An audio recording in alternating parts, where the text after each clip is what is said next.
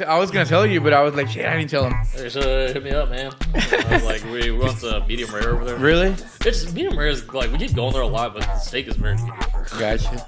So we're good. What's up, everyone? Welcome back to another episode where we dive into the electronic minds of dance music. Today, I'm sitting down with Calvin Klein. They have been shaping the underground electronic dance music here in Dallas, and for their unique blended techno sound and minimal house. DETVO, Say Les, have shared Sama Abdulhadi. Is that how you pronounce it? Abdulhadi. Abdulhadi, yeah. Dubfire, Juliet Fox, just to name a few. And they've been taking their signature sound across the United States to Los Angeles, Detroit, Dallas, Austin, playing in band players and across Border Warriors and Injection Detroit. And do you have Injection Dallas as well?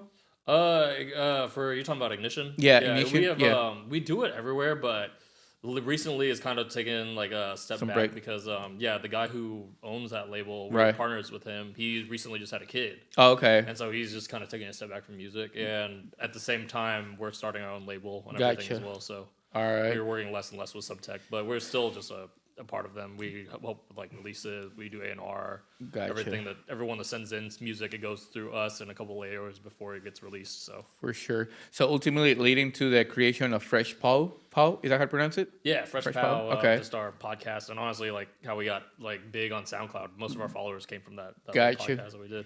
So a movement that continues pushing their music to new heights. Beyond the decks, Calvin Klein has been making waves in the studio, delivering standout releases like their Without EP on that backwards. Love Lost Latum. Lost Latum on Prime Night Culture and their latest Moonlight Lease Charms. That was actually supposed to be with Insomniac. Oh, really? Crazy. Yeah. So the record, we missing Say Les today. Yeah, he was a little busy today, so we just got DETVO in here with us. So what's up, bro? How are you? Welcome, man. It's been a minute. It's been a minute, bro. So, bro, it's man. Right now, before even jumping into the questions, I do want to apologize for what happened with Cross Border Warriors, and then no worries, bro. No hard feelings, and I was like, I said it was just more of a communication thing than anything else. For sure, the shows were cool. We got a lot of connections through there, so I'm not too. For sure, yeah. No, I mean it was. We could have done better, but I guess at some of the shows we're not even any better. You know, but I don't want to blame the little scene here, but everyone here kind of is more for the party versus new music coming through. For sure. And I mean, it was just so hit or miss because the shows that we thought weren't gonna do well, and then the shows we thought were gonna do really well didn't do well. So it's kind of like that's crazy, bro. So, bro, when you actually, where are you and Les met? What school or what? How do you guys end up with Calvin Klein? We met in college. I never officially rushed the fraternity, but it was a big part of this frat. And we always hung out, and we started throwing like all these parties, and that's kind of how like Calvin Klein even came together. Oh, okay. We do a lot of parties together, and then one day, one of these DJs that we booked didn't show up, and we're like. I mean, we've done this for so long, and we kind of always messed around on the decks, and we both had USB, so we just like played. Yeah. And luckily, it was just really weird. Like weird coincidence. Like Wes was there, and Wes was like, "I'll book you guys to play for money and all this shit." So we were like, "I mean, I guess." And that's how we just came up with a random name on the spot. That's how Calvin Klein came to be. Like I would not have chosen that as our name, but like it stuck. It's hard to change the name once you're I guess once you already make a name for the for your name, I guess for like me. Now that I kind of take it back, I don't really like. Ourselves, yeah, you have one too. Yeah, like CK. Oh, okay, shit, bro. I didn't see that, bro. That's crazy. One, So then, how long you guys been DJing? You and Les? I mean, shit, we're officially probably like 5-6 years, something like that. Okay. No, not super long, but. Well, okay, that's good. I mean, that's a good time, bro. Right. Yeah. So that's when you guys decided to start like kind of obviously praying more often and all this stuff. Yeah, I mean there was a point where we were playing like 2-3 times a week in Dallas, like just constantly. Like it got to the point where we got onto this management and they basically told us to stop doing that because it not only diminishes your worth, but the fact is your friends can keep seeing you every week, but they're gonna get tired of seeing you. Yeah, it's the same thing. And I personally don't like to play a song unless it's my own song, right? More than once. So if like you see me play it, that's like gonna be probably the only time I play it, regardless of what it is. So that's why I like playing every week after week, like 2 or 3 times. It gets a little exhausting, especially when people aren't paying you like right here. Right, for sure. So what was some of the? Do you guys do you and Les have the same like taste kind of the music and same? Will you say it, or what was some of the artists that you look up to when you started in the music? Oh yeah, case? I mean, for everyone, like always thinks like our favorite group is Martinez Brothers, which I mean Martinez they are like I love the Martinez Brothers, but if our sound was to mimic anybody, or we looked up to our biggest inspiration is a group called Panpot. Okay. And they're just like this. They ride the line between peak time, industrial, hard groove, analog, and that's most of what we write now is our sound has kind of changed recently. It has changed recently for sure. Analog is the baseline of our sound, like regardless. So like all my official releases, my next release is going to be an analog release. Gotcha. That's kind of just the direction I wanted to go. Yeah. I did notice that even a PC, shout out to PC, that he's saying, hey man, these guys are playing like, he said, man, I like, because he doesn't really like techno, but obviously he does a little bit, but he's like, but their techno bro is good, like you guys techno, and then now that you guys play more housey, he was like, bro, they start playing way better, like, well, I guess because that's what he likes, you know? And that's the thing, Dallas just wants to book us for house, and we can't really play our sound here too often. Right. Like, I mean, back when we were throwing shows, I can get in there and sneak in my own set. But it's like most of the time here, it's just like they want us to play house music. Even our upcoming show, for the first time we're playing in Dallas in forever. Really? It's a house show, Yeah. What is this, that coffee thing? Yeah, the coffee shop, right? Coffee shop. What is this, the one on Bike Shops? Or no? I don't know the location for sure. It was just our good friend just asked us, hey, you want to come hop on and play? I was like, yeah, sure. So we're starting to get back into it. Gotcha. So is you, Hazard 40, and then DeMarcus? Yeah, DeMarcus Lewis, and then it's two other guys. Two other guys on there. Yeah, I thought for some reason I thought Cassie was playing there too. It's her event. Oh, it's her event. Yeah, so she's been like low key about not like telling anybody. Why she's not saying that, man? I don't know if this is like me giving it away. I think she actually went and told everyone this is her thing already. But I kind of get it. Like I don't want to be playing my own events all the time. We gotta. Yeah, that was wondering. I was like, she's like making it really. But I went and I looked at the flyer a couple of times and I didn't see her name. So I'm like, well, now that you said you're giving it away here, but that's her show. That's why she was going to later promote. Okay, sorry, that was like anything away, that was a what's it called? A premiere here that you tell us, man. So, bro, if you have to describe your sound or you guys sound to someone that listens to like classical music, how would you pitch it? Or maybe you guys drink, so maybe a cocktail. I would shoot. I mean, if we're talking about classical music, because I am classically trained. Oh, really? So, yeah. No way. My music, like, I play, like, 19 different instruments, all sorts of shit. No way. Really? Yeah. Damn, bro. A little bit of music background. That's crazy. So, you're fully a musician then. Yeah. I've crazy. done music all my life. I mean, from piano lessons to playing guitar to playing the drums to playing saxophone, clarinet. Damn, bro. I didn't know that part, bro. That's wild, bro. I mean, it does kind of put you in a box, I will say, when I'm writing music now, because I've had music theory hammered in my head so much, like in college and all this stuff, to where I like sometimes when I'm writing, I'm like more afraid to break certain rules, which gives certain artists advantages over me. Because like, let's say even someone who doesn't have the theory behind them, like classical training, right? They can go in there and they say these sounds sound good together, even if one sound is not in key, and it works. And I'm over here like, oh, I need to make the sound be back in key, and then all of a sudden it sounds too blended and it's not as good of a track. Oh, okay. So like it helps and hinders you at the same time. Right? Yeah, that's crazy, man. I mean, if it was a drink, it'd be Hennessy, because god damn it, I love Hennessy. You like Hennessy? I love Hennessy. There you go, my boy. Look at this guy. Hennessy, then gin if I'm just trying to be a little bit more tame. But most of the time, the V-Stop is where it's at. What, I don't think I ever taste Hennessy though. Really? That's good. Just like whiskey, guys. It doesn't taste like that. I mean, damn. Hennessy's where it's at. Fucking get a little bit of me. You have that. All right, Hennessy, if you're looking at this, we need some sponsorship in here, man. Oh yeah, just that first shot, you can feel it like run through your veins. Really? Like, I love it. We might go get a beer right now. I mean, a beer. Drink. I'll go get a shot at it whenever, man. So, bro, as far as the venues, what was the first venue you guys play at? Do you remember? So, the first venue we played. Oh, maybe an event. I mean, we played at a lot of things. Like, I don't know if a lot of people like realize. An actual official event, I guess? Official event, like maybe one of the first Sunset Sessions before it was even moved over to Greenlight. It used to be. Where was that at? It used to be ran out of a bar in Uptown called, the French Quarter or something like that. Quarter Bar. Okay. Used to be out of Quarter Bar. And it was a really small event. We played it with a DJ here. Her name was like Malazzo. Oh yeah, I remember her. Yeah, she got married. Time. She got a little baby now. Yeah, it was a long time ago. It was crazy because the decks were set up in front of this big mirror.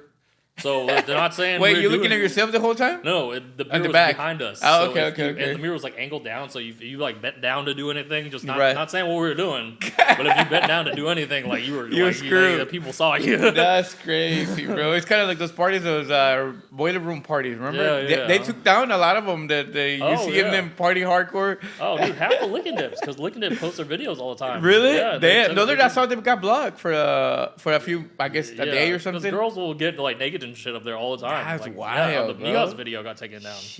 I'm gonna go there to went to the party. Well, Lickin' Dip is wild. That's by far my favorite party I've ever played. Really? Yeah. Damn. Because it's kind of, what is it? Outdoors kind of warehouse? So they have like, I think, 8 to 12 locations that they rotate because it's a very underground party. Okay. So they, as soon as they do one, they move it to the next one so they can't get caught doing these things because people show up by the masses. Damn, like that's crazy. Yeah, because I know one time I was trying to look and then they had the page private. And then obviously after they accepted it, but the whole time it was still not public. I think it's still private. Yeah, you have to like after you get the ticket, they'll send you the address like hours before. And then so it's cool. I love the concept of it. It's like it feels underground, but as I said, Lickin' Dip. It's been a while since I've heard like about a lot of their parties because they had like a mishap like in Amsterdam and there was like a whole. Oh really? Yeah. A shit show. Damn, that's crazy. Do you know they brought in this guy Victor Luo or something like from Brazil? Victor Ruiz? No, Victor Luo. He's played like I'm gonna send you the link. Okay. He plays very housey. Interesting. And it was the only. He had to stop in LA and another one in I think it was New York and that was it. Okay. But yeah, I sent you the video. It's pretty cool, bro. So, bro, let's talk about when you guys released this Without EP on that Bot Records. What was the inspiration, and then how long you guys took to create that? That was the first one, no? That was one of the latest ones, right? I think that was one of the latest ones. Yeah. Actually, kind of a funny story. Those were throwaway tracks. Those were tracks I didn't plan on dropping at all. The label just kind of came to me and asked me like, "Hey, can we have these?" I was like, "I mean, if y'all really want them," and they wanted about I think 7 more of my other tracks, and they're gonna slowly start releasing them, but. I'm trying to move away from doing as much house music for official releases just because my management is just kind of, they want me to pick a direction and kind of stick with it. Yeah. And so it's kind of, as much as I want to release house, if I'm doing it, I'm going to do it under a different alias. Okay. And we're thinking about doing it this year under just C+K instead of just Calvin and Klein, just C+K. So okay. The little abbreviation. For sure. So it's something that we want to get away with. But like our management wants us to pull those tracks. Actually, it's the same thing with that Moonlight track. Really? Another track that I never thought was going to see the light of day. Like it got picked up and pushed out. Moonlight. Yeah. Dang. So and how about this one? The one that you released on Prime Night, the Lost. So that was a good project of mine from last year. I want to say I spent a decent amount of time on all 3 of those tracks. Yeah. And one with Minor Crisis, who I personally think is the best DJ and producer in Dallas, and he just doesn't like to do anything. Really? Did I met him before? His name's Alberto. He used to DJ under Albi a long time ago. Maybe. He only ever released one song in his life, and it was this was back in the I don't know if you remember the Prime was it not Prime Mad Decent Block Party days. Oh yeah. Those were good parties, bro. Those were great parties. Yeah, great party. I had a blast. Yeah, I think they used to do a block party in the Soak. Huh? What was the venue? Souk or like Zouk? Yeah, Zouk. Yeah, it was. Oh, was it right here? I was trying to think what was that place at, but it was just kind of. It was under a bridge. Yeah, under the bridge, bro. That was crazy. Like, middle of summer, hot as shit, and you could see like where the bridge was. It created this big shadow. Yeah. And the whole crowd was under the shadow, and there was like a little gap in the middle of just sunlight. Yeah. I remember that. So the crowd was like full crowd. That was a great party, bro. Oh man, I had a blast. That's crazy. So what happened to him? Well, he only released one song. Yeah, so he released one song, and then Anna Luneau asked him to tour with her. Oh, really? He said no. He just didn't want to. Like, I don't know if he doesn't like. I just talked to him on the phone a little bit earlier today. He's like this almost like imposter syndrome. He just feels like he doesn't deserve it, but it's crazy. Really, that's crazy, bro. Me, David Passaforty, Tog, like all of our DJ friends, everyone here almost agrees that we would almost be out of work if he decided to be an actual like DJ and producer. Really? Damn. Bro, and sometimes I'll give him my USB stick and he'll play off of it, and I'll sit there like I don't even know these songs because he mixes them in such a crazy way. That's crazy. He's There's a guys like genius. that that just don't, I guess, like the spotlight. You know, they just. I mean, there's nothing wrong with liking the spotlight. You know, because you just get a little paid. You know. Yeah, I like to be like I don't know. I like producing more than I do DJing, but with him, right? Yeah. I talk about this with everybody. Like I think like I have the opportunity to get to the top of my genre. I think I can be like up there with like Adam Bear, whatever. Dave could be up there with like the top house DJs like Solardo, these people. Right. Minor Crisis, Alberto, has the potential to be like a Daft Punk, like Damn, Diplo, like, really? that tier of like DJ. Shit, what was it? What is it? AB? Huh? Yeah, Alberto or hey, Albi was his original. IB. So if you're seeing this, bro, you gotta come to the pot. We bro. gotta fucking have him on. I'm trying to get him out, just to be in, like in the streets, man. Right. Also, the nicest, kindest guy you'll ever meet. It's Yeah. just, man, if I could make him make music. That's why he's on that EP. I forced him to come over. I was like, we're writing some music like today. Right. And so for like a couple weeks, me and him like spent on those tracks. And How long does that normally you guys, or in your case, or with Les, how long do you guys take normally to make like a track? Depending on if it's techno or house, does it take longer or the same? It's so depends. A house track, I can crank out a house track in like 30 minutes. Really? Yeah, I mean, I do it a lot. But techno, I pride myself on a lot of sound design. Yeah. So with house music, I already have worked on creating these certain like bass sounds and Bass bass lines in my because I use a lot of virtual instruments like Serum.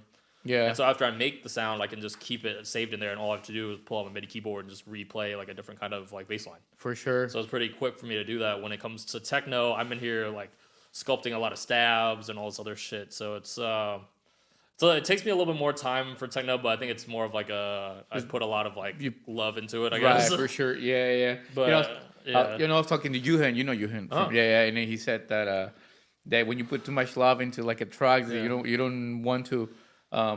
You want to know something crazy about him? Yeah. He fucked with me one time because I played Linkdeep. I opened for him and Michelle Sparks. Oh, okay. And when I pulled out and luckily I saw someone do this recently, so I knew it wasn't my fault. As soon as I pulled out my USB, he pulled the volume on his track. Yeah. So it seemed like I pulled the wrong USB stick. And he looks at me all crazy. I'm like, I already know what you did. And like the whole crowd's like kind of freaking out. I'm sitting there like, oh yeah, so he gets that from scratch. Yeah. It was so, like, I sat there like, if I didn't know already, I would have freaked out. But I was like, oh, that's crazy, bro. No, he was a really, really nice guy. Yeah, very nice, bro. Very cool. Very. I love seeing Asians in the scene, man. Right? Yeah. He's pretty cool. But I mean, we went to when I was in Phoenix, we went to like 8 tacos. And then so they brought me to the studio. They have like a nice studio. You saw the video there? Yeah. They have all the what is it, pianos and the synthesizer pedals, and then this fucking huge TV and I saw TV with like monitor. Grandmother synth out there too. Yeah, they have, like, a lot of cool equipment. They have one that they bought from. Let's see. All right, guys. So this episode was sponsored by Ergasm. Here, DETVO, have you tried this one before, bro? Yeah, what do you think? Like, I'm a big fan of this? What is it called? Protecting your ears. I don't do it as much as I should, but I can feel it. I feel tinnitus all the time. Really? Yeah. Does it make a big difference for you? It does. You have to have the right earplug because there's some that will muffle the sound completely, but there are like companies like this who will let certain frequencies pass through. That's crazy. And I just found this out because I remember last music week I was down there going, man, I fucking hate wearing earplugs, but my homie let me try it, and I was like, oh, these work really well. Yeah, for sure, that works. I mean, yeah, I honestly haven't tried them yet. Because it's like I gotta do one more, and I'm gonna start trying for sure. Yeah. But you saw that they're gonna be an EDC now. Are they? Like Ergasm. Thanks so much for sponsoring the episode, and we're good. Thanks. Yeah. They have bought Octopus. Yeah, from Octopus. Yeah, that's right. That's right. Yeah, they bought like this equipment from him, and then that was like the first party that he threw with it. I haven't heard Sion in forever. Man. I wonder why he's been so quiet though. I can't. I don't know. I don't know if he's even released in a while. Yeah, I don't think he hasn't released in a while. He's just been more posting on Instagram more often for sure. I mean, like I said, I used to love him and how we know Lee K and Lee K. Right, like, they used to do a lot of stuff together, and I feel like they haven't done anything in a while either. Yeah, I guess they just go through like maybe music detox and all that stuff. I noticed that Lee K was she's busy running a lot of stuff too. Though. Oh, really? She's a part of like Fingers Crossed. The Fingers Crossed. Yeah, I talked to her the other day, and I saw to come into the pod. She's like, I promise I'll come in when I get some time. I've just been so busy and everything.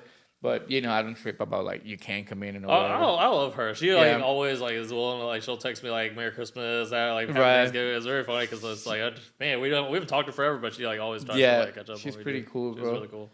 So when it comes to making music, bro, how do you guys balance what you just said that? Well, I the mean, I signature do this sound? full time, so like You all I just do do is full-time? like I make music all the Oh, time. okay. You just do music now from like pretty much. I Gotcha, bro. I teach music production. I ghost produce for some people. I'm not gonna. Okay, say yeah, who. you can't. I'm Yeah, not gonna say who. yeah. But That's crazy. Yeah, no, That's I've good, worked bro. with, like, it's crazy because I've worked with people who I didn't realize ghost produced for all these other people, and I'm sitting here like, damn, this because I my level right now, I'm making like 5,000-6,000 songs. Some of my friends who ghost produce are making 160K like a track. I'm sitting here like, what the fuck? Damn. Yeah, my boy did that for 2-minute song, like this That's is not wild, a bro. ghost production. He did he's scoring a commercial for like Taco Bell or some shit. Okay. But we were sitting in the car. It's like, oh yeah, I just made 160,000 off some. I was like sitting there like, you're a piece of shit. Don't tell me this. That's crazy, bro. So, do you when you start you say with house track, do you use like a bass line, or you have a different sounds that you like to start with techno, or it's always the same one all the time? So when I'm like doing like a mentorship, so I teach a mentorship on how to write music. Mm-hmm. I have a very specific template on how I do everything, and I can almost tell you like to a T how I write a house track. I'll get into my template immediately, open up. I have this plugin called DxH, which is my drum machine. Okay. So I start with the kick, hat, clap, basic like 4 to the floor pattern. Right. Create a little bass line. I'll throw on like an upper synth, and then I'll run through probably off a second hat always, which is normally a shaker, a second clap, which is just an auxiliary clap that'll go every once in a while, and then 4 percussive channels, which are just random like hits throughout the song, For sure. which could be toms, which could be like snares, thembas, all sorts of shit. Damn. And then I'll go back and I'll write a synth like lead in. I'll write an arpeggio, or I'll either use an arpeggiator or I'll write an arpeggio in, which is just a basic scale up and down. Right. And basically, I'll lay out a track, and it's just how you phrase things is fairly easy when it comes to house music, because it's almost like Yeah, it seems now that Yeah. you're saying it seems kind of easy, but I don't think it's that Yeah. easy. Well, sometimes I don't produce at all. I'm like, oh fuck. it's kind of just like, man, it's very what's the word for it? It's very systematic, because you Right. know you want like 45 minutes of or not 45 minutes, 45 seconds of intro, then a quick build up into your first like little drop area, breakdown. Breakdown should be anywhere from 30 to 45 seconds. Drop should last probably 24 bars. Then you go to another breakdown, which could be either a short one, which is maybe 8 to 16 bars, and then another drop for another little bit. It's very systematic. It's almost Systematic, like, right. yeah, that's why when I say I can crank out a house track in like 30 minutes, like it's that quick. easy. Yeah, it's that quick. Damn, bro. So I don't really, with that stuff, I don't have to focus on sound design as much. I can steal like little samples from here and there to like maybe do my leads and stuff. And then I tell you, the hardest part about writing music nowadays is making original vocals and having like original vocals. That's Right, it. for sure. So how many tracks will you say that you have like you sitting down with like unreleased? I have close to like 100 unreleased tracks right No now. way, bro. Yeah, It is my- like combining techno and house, or just Yeah, with techno and house. Like I Damn. probably 60 techno, 40 house. that's crazy. Yeah, but I was you like, can have a this whole album. Well, like Yeah. few albums. I mean, like I said, our sound just LPs. changed because I'm kind of working on like a little hard bounce like album EP, which is Mm-hmm. what a big part of what I want to do this year is like we want to make people dance again. So it's like I kind of was in my head about making like this dark like industrial techno, but now I'm just like making it like really fun, bouncy. Like we can just techno you could like listen to and have like even my friends who don't listen to a lot of EDM, they're like, oh yeah, this is like just a really good song. You know what I mean? Yeah, So it's our big thing this year is to make people dance again. for sure, bro. So what is it? Do you name the tracks before or after, or you still have them on the like? Sometimes Track I have one, a, track two, track I have a three. whole thing in my notes of like track ideas, names, and all this stuff. Sometimes when I'm writing the track, the name will come to me. Sometimes if I'll have the idea beforehand. A lot of the times, like one of my biggest things is with writing music, like, and I tell this to my students, like I try to get in there every day, even if it's for 15, 20 minutes, even just sitting on my little drum machine making like all these beats. And if I have inspiration, I'll continue to write. If I don't, then I'm just done for the day. Because every time I force myself to write music without inspiration, it comes out like shit. Yeah, and I can spend weeks on the track, and then if I have inspiration, I can spend 2 hours and be way better than the tracks I spent all this time on. So you know what I mean? Yeah. Do you feel more productive? In your case, like in my case, I like to wake up like maybe 4:30 in the morning, 5 to go work out, and that's when I get more, I guess, inspired. But it's quiet. But I guess in the music, it's a little bit different. Or no? I hate to say this, and I'm trying to like work my body and mind into doing like being the other way. But it's just very hard for me to write music during the daytime. When the sun's out, I just can't do it for some reason. And then I'll be shit tired, and 9 p.m. comes and I'm like, oh yeah, I have an idea. So I'm up all night writing a song. shit. As long as you write it, that's fine, bro. Yeah. So what's well, you just said that what was your when you hear a creative block, do you just kind of just take off and watch TV a little bit, hang out outside? Like I recently, like I used to work out a shitload, but now I'm like I run like a decent amount. I watch a lot of anime, but when I don't know, the biggest thing for me for inspiration is I'll watch a lot of other people play sets and stuff, and I try to I don't listen to a lot of techno or house when I'm not making the music. Right. I listen to like a lot of like R&B, jazz. Like there's like this group called Alpha Mist. It's just this jazz band that they play like it's incredible music. Really? Yeah, and it's that's just great. I tell even like Lester, the guy DJ with like we have to, if you just listen to house and techno, you're gonna make the same shit that everybody else is making. Right. For sure. It becomes like repetitive, and so that's why I'm like trying to steal ideas from everything else. Even when I mentor, I don't mentor just people how to write house and techno. I don't even teach theory that much. I teach you how to use the software. I teach you how to like write EDM structure. So you can write whatever, right? But teaching these kids like these other genres, I've helped with like melodic techno. I've helped with some bass music. I've helped like with breaks. Yeah, and all this stuff helps my music become better because I'm incorporating these elements that normally you wouldn't see in techno into techno. For sure, yeah, I do feel the same way because sometimes I mean I don't produce anything, but I do feel like if you keep listening to house and music, every set is sounding the same right after. I mean, right after another one. So you got to do kind of like a music detox and then go listen to rock, pop, or you'll find instrumental. Ideas from anything. Like you want to know something crazy? Like one of my recent tracks I just finished, I've showed it to a lot of people and they all love it, right? And like, as soon as they ask me, like, oh, where's the idea or where it came from? Who's the original track from? Because it's a remix. Right. I tell them it's a Hillary Duff song. They're all like, what you talking like Lizzie McGuire? I'm like, yeah, fucking it hits. That's crazy. Yeah. Bro, so what was one of your more most memorable gigs you guys got that you guys had in you guys' career? Or did you say that was one of the best DJs you could open for? I would probably take a take on that. I would say Dubfire, but I'm not sure if I mean, that was just a big moment for us because that was like I never expected us to open for Dubfire ever. Dubfire, bro, that's crazy. To play It'll Do, especially It'll Do, bro. Yeah, a club that we've been going to since we were I used to promote for them back when it was like Wildfire. I remember we had.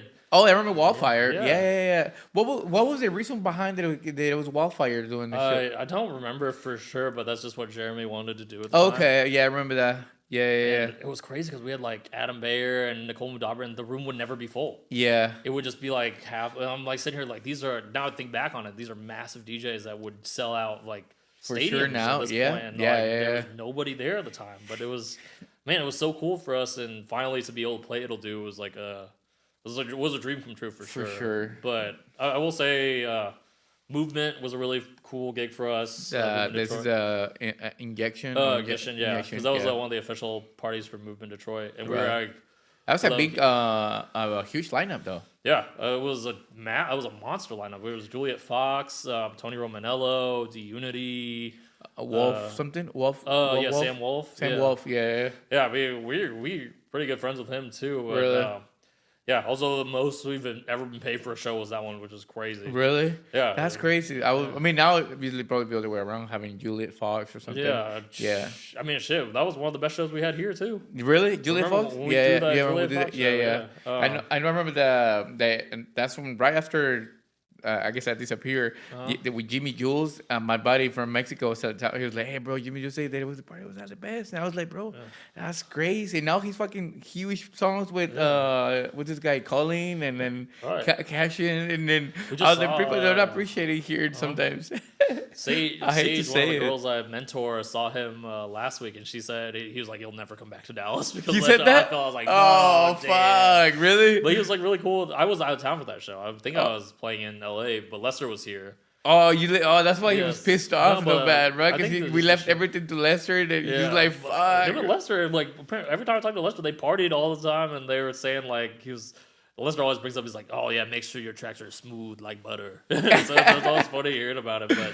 I didn't know that he didn't have that great of a time, but hearing from some other people was kind of Yeah, funny. I guess because Gabriel, you know Gabriel, they're really good friends, and I think he has music on his label. Yeah. And then he said that he was like, "Hey, bro, that's why you said the parties were crazy up there." Right. And he was like, "I showed up, like not many people." I was like, "Man, that's crazy." Because like we were saying earlier, too, some people in Dallas don't know. Not that they don't appreciate it. It's just that hit or miss. it's when hit it and comes to miss music. for sure. Like Yeah. Austin does really well. Like LA, that's why I will say like the best show we ever did was LA at Linkdeep because that show we played with. Like I said, I played Linkdeep now 3 or 4 times, and like I said, we played there the most. But that show we did with David was during hard summer. It was one of the hard summer after parties. And I was already mad that we got booked on the same night because they didn't announce the hard summer after parties until like after we already knew we were playing. Yeah. Martinez Brothers were playing that night. Local Dice was also playing that night. And so I was sitting there. We were at the festival going. I was talking to David. I was like, "There's gonna be no one at our show." I was like, show was packed. It was sold out. Damn. I was like, bro. how the fuck are we headliners and we sell out a show in LA when all these other people are playing? Yeah, I And guess there it's was- just have a big crowd too for sure in LA. Bigger than Dallas for sure. But even like as we were walking out, there was still a line out the door. That's bro. crazy. I remember we thought it was gonna get shut down because there were police helicopters and all these people like flying. Dude, That's one of the LA. wildest That's parties an I've LA ever played thing. in my life. Yeah. So I was gonna ask you that was my next question. You play in LA, Detroit, Dallas, Austin. What's what venue has surprised you the most? That one, yeah, like probably by for far, sure. and Yeah, like by it's far. every time I've come out there, they've booked me to like open for like I had Jaehoon, Michelle Sparks, Christian Smith. I played for D Unity when he opened for him. There was just I don't know. I have a lot of fun playing for Linkdeep. For sure. I know, like I said, I hear they're getting into some trouble. I don't know too much about it, but like I just always have a blast because we played for them out there. Played for Control Room out in LA too, which is another really like great group of people. But, Shit, man. yeah, like, God, You I mean, that would be good for you guys to play for the 6 a.m. guys. They're throwing really nice parties, bro. They're like one of the biggest. I think LA has a lot of crews, and they all kind of big in a way, on their own crowd. So they have a specific sound too. We worked with 6 a.m. for a little bit. They're kind of partnered with a group out there called Rave Train. Okay. Or Rave Alert. Oh, Rave Alert. Okay. Yeah. And we did South by Southwest with them last year. Damn. We did a show with it was like Lil Texas, Vendex, and a couple other people. And that was a great show that I had was This in Austin. Yeah, that was in Austin because we did that one because that was the launch of my label almost. Right. NoS Collective. What was the name? NoS Collective. NoS stands Collective. For, Is this No your Sleep, own or No like Surrender. between No, you and this Lester? is between me and Lester. Between you and Lester. Okay, I Yeah, got you. this is a project we've worked on for forever. Like since day one of Calvin and Klein, it's always been like it was the joke In the was back like end? if you're seeing our sets, no sleep, no surrender because we're up all night just partying. You know what I mean? Yeah, bro, for sure. But it's kind of funny because now we just call it the NOS Collective. NOS Collective. Yeah. And then do you think one of those 100 songs that you have you're gonna release on that label? Yeah, eventually I do want to get tracks out, but I want to focus more on getting like other names out there. I really want to promote, like even with Fresh Pow, Right. my job is to try to promote these new up and coming DJs, up and coming artists that people haven't heard of. Yeah. Because I really am like, I'm not knocking anybody. I'm tired of just this whole DJ like trend that's going on where everyone just wants to be a DJ, everyone wants to be famous, but no one wants to be a producer. No one wants to put in the work behind getting to this point. For sure. Yeah. Like I can go to a show like here and hear the same song being played 4 times from 4 different people. I'm like, that's not what I came for. My favorite DJs are the ones where I can't and it's kind of how I build my sets. I can't Shazam a song from their set. Right. I want to hear something different. Yeah. So this is kind of, I don't know. I will try to. The artists I put on the show are like I'm very selective about who I have on there. For sure, there's a lot of these here in Dallas right now. No, It's wide up here. It's crazy that as much as we have our ear to the ground, their lineups I look on there like I don't know any of these people. Yeah, I mean, there's what was the other name? Jack House. Jack's house. Yeah, Jack's House. I mean, I was like, where are they coming out? All these DJs they have playing in their shows, maybe. man. Yeah, I actually just talked to John earlier, Uh-huh. and then he's like, hey, bro, you never say anything about, because I invited him to the pot, right? And I was like, he's like, you down to conference in the pot, you know, because Jack House got burned down. I don't know if you saw the Right. news and all that. Yeah, for sure, bro. You know what's crazy about that venue? That used to be ours and me and Past the 40s venue a long time ago. Really? We used to play out there like every Yeah, year. what was the play? What was it? What used to call before? Papa, I think. Elman Pearl. No. Oh shoot, what was their not Purgatory? No, what was their name, bro? I had another name. There was Purgatory there. Because it used to be a strip club before we took it over. Really? Yeah. Yeah, it was another guy. Right when It was Zane with Propa. Is it? The Yeah, I remember it's the proper. Yeah. Yeah. This venue they got burned down. You're talking, right? Oh yeah, we used Yeah. to run a show out there called the Muse, I believe. Damn, bro. But yeah, that's where we had to, like It's crazy like the people that we've opened for, because I think we opened for like Eli Brown there a long time ago. Damn. We had these artists from like back in the Thomas Garcia was out of there. Yeah. That's crazy. So you or Lester? Well, I guess Lester's not here to ask, but when you about to play, on a venue or whatever, do you have any rituals or like superstitions that you swear by? Or maybe you like my word, it sucks. It This is depends. my Like favorite sometimes, socks. like I still get like kind of nervous for some of the LA shows or the out of town shows here. Not as much, but I mean the name's Calvin Klein, so you put 2 and 2 together. Yeah. About what my ritual is. Yeah, I was, I put two and two together yesterday, and I was like, oh, okay. Oh, it's funny is like everyone here kind of is like they overlook it, but you know if anyone asks, it's the fashion. We're like, really about fashion. I love the reality. That's crazy, bro. So we're under the same management as like Victor Rees, Sam Abdulhadi, and all that. So when we met Victor Rees, he goes, Oh, really? I'm a big fan of you guys. And he showed us his underwear. I'm like, oh, cool, What? thanks, because he's wearing Calvin Klein underwear. Oh, you was it? Yeah, so that was funny. Bro. No, actually, I shouldn't say any of this. But actually, I can't say it, but I just take it out from there. So what was one of the... Now we're going jumping into the different questions, and then we're going to Instagram diving, though. So, and this one is more like industrial or social impact. Was one social or... Man, this is that was kind of a low question, because I try to stay very like neutral when it comes to like a lot of that stuff, because of... Do you want to stay out of politics? Well, I mean... I have like... A lot of friends ask me what it is. I'm like, it's not what you guys think it's gonna be, because I work. Go back in time. What's well, actually you did, because I was one of the questions was like go back in time, and then will you finish college? But you did finish college, right? Yeah. So what's one piece of advice that you give to yourself about the music industry? Man, I just wish I started sooner, because I did music. Like I've always been passionate about music, but yeah, when I went to school, my first few years of college, I was very focused on like my parents, my upbringing. I'm Asian. They wanted me to like always have good grades, and then I was in the medical field for like a long time.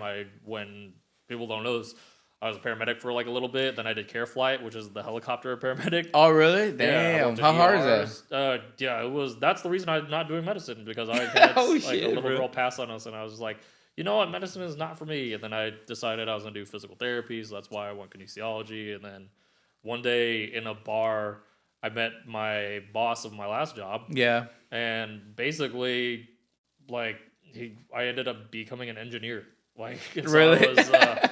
So my job was a project manager, but I put the brains into a house. I did smart homes. Okay, yeah, I remember that we were hanging out. And I made a lot of money doing it, and I'd have like every 1%er in Dallas. Like the Pro family was my clients.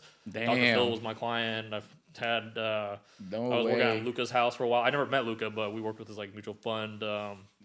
You name it, like all like Pro, all of his 5 daughters. I can't name some of the other names, but like it's just people with a lot of money, and it's kind of crazy when we sit in these little commerce meetings what they would talk about, and it's kind of weird. It's very funny, but that's crazy. The best thing I could say is just like maybe be in the right place at the right time. It's more who you know, and even at being that far in my job, because I was doing a lot of hiring at my job as well.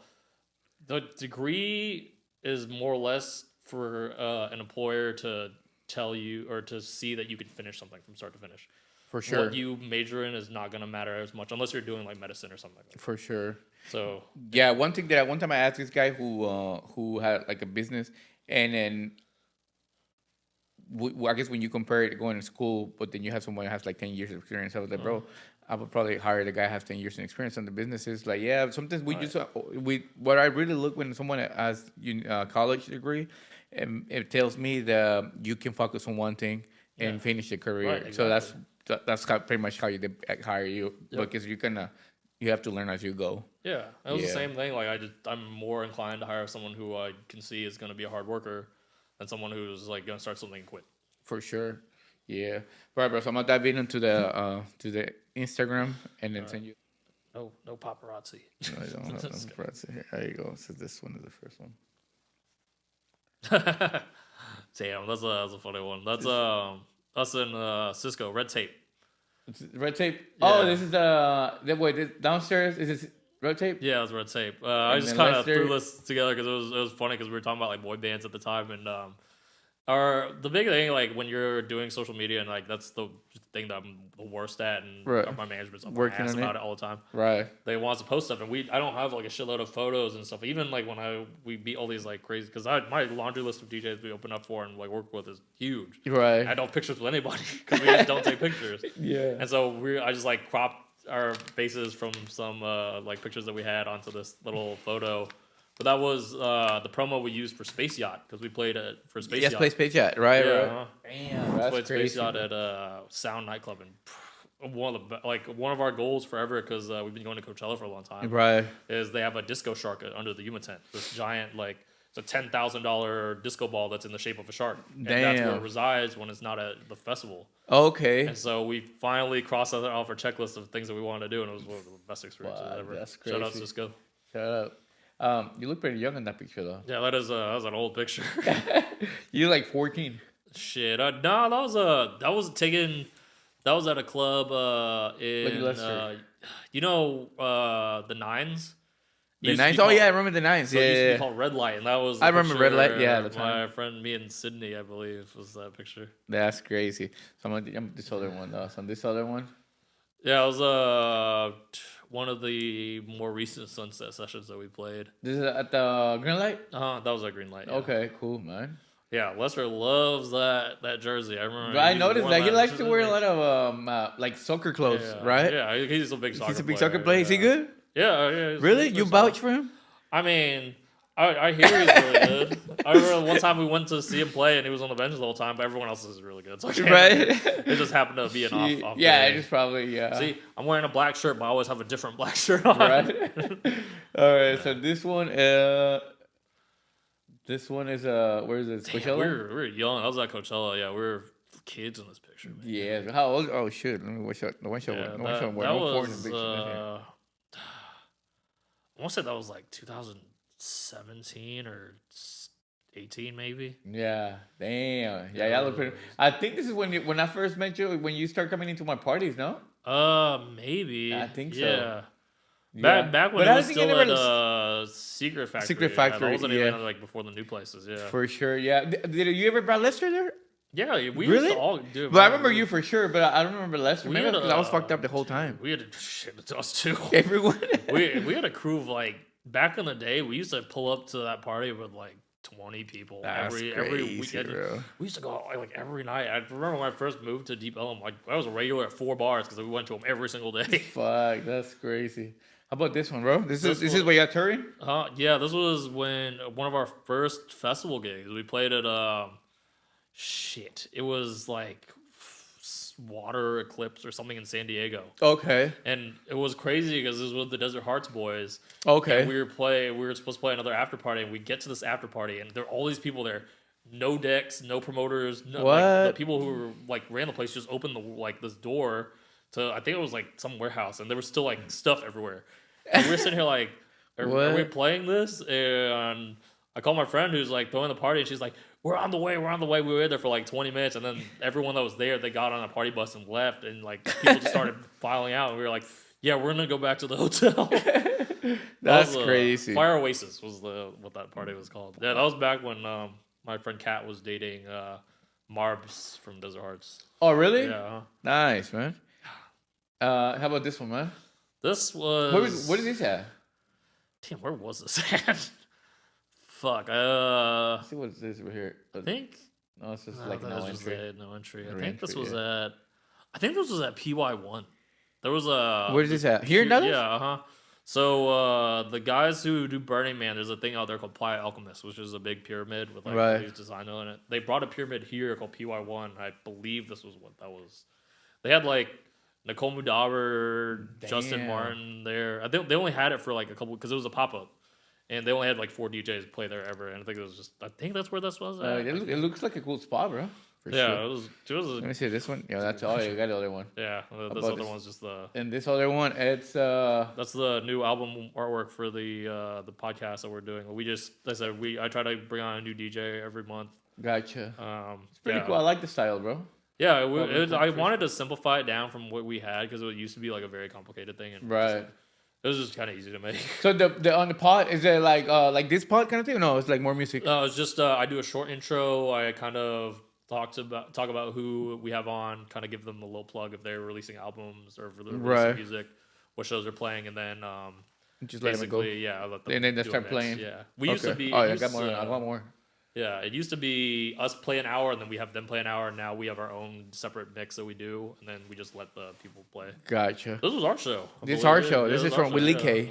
That was a good party. It was a techno tacos and tequila. Yeah, that was fun. That was a great party, bro. They had a lot of potential for sure, bro. And then we did. I remember I went and brought all these fucking plants and everything. Doing the call custom made. Yeah. We got busy that night, bro. When I saw that, I was like, "Fuck, okay, yeah, we're coming back, it was bro." Us and like Vic putting up all that stuff. Like we all like went and just had to zip tie everything together. Yeah, I had a lot of fun doing that. Yeah, I remember I got really fucked up. Remember you say you got really fucked up? Yeah, because like what was it? They have Hennessy margaritas there. Really?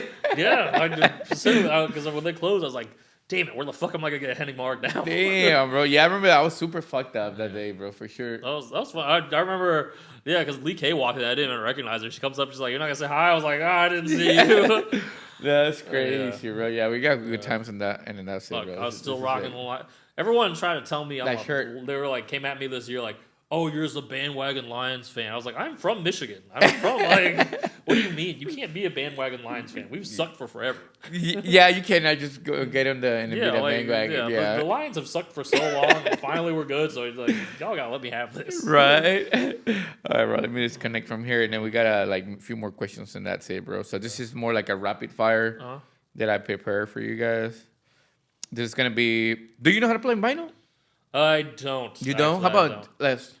No. You know? Okay, that question was vinyl or digital. Yeah. I gotta give it to the people who have vinyl, bro. But to play digital because I don't know how to play vinyl, but to listen to, I love the like sound. The sound for sure. It's a warmer, more crisp. Like even my mixer is an analog mixer that I use at home. For sure. Yeah, David was saying he knows how to play, but he's like, bro, I try to stay out of vinyl because it's like, why complicate more things? Yeah. Just play and go and then have fun. But it makes sense for sure. Yeah, One of my next steps was to do vinyl, but I'm switching to doing a live hybrid because we're trying to lean. That's what you're trying to get into. That's pretty cool, bro. So, you answered these questions earlier. So you say if you're early bird or you like to just to get your sleep, but you probably. I mean, I wish I was an early bird.